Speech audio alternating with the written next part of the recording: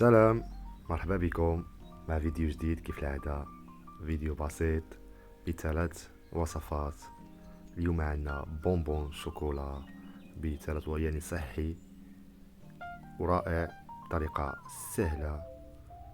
شوفوا معنا هنايا غنشدو كاوكاو، غادي نحمروه او نقليوه، من بعد غادي نعملو العسل، من بعد غنعملو واحد 3 كيكس ديال الماريا والتمر بطريقة بسيطة. وصراحة رائع هاد المكون هذا، يعني فيه الطاقة ويخليك يعني قوي مناعتك.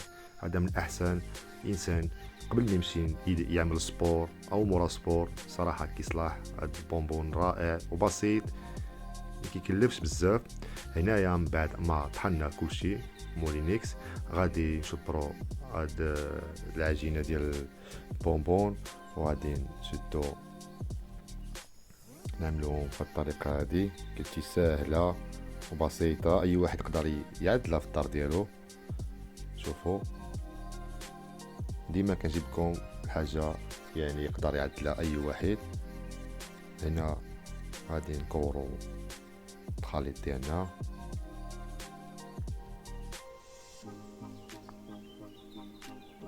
بحال الطريقة هادي.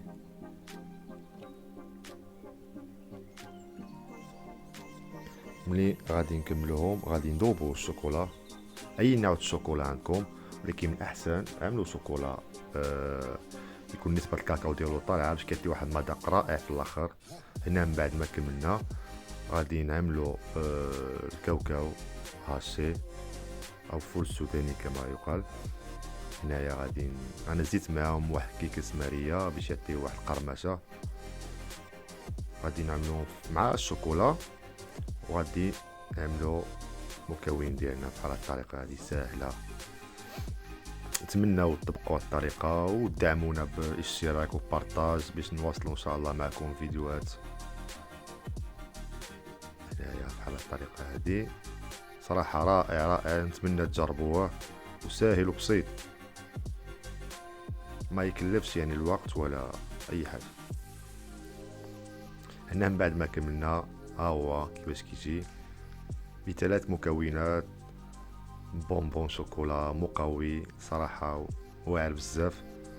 نتمنىو تدعمونا وبالصحه والراحه.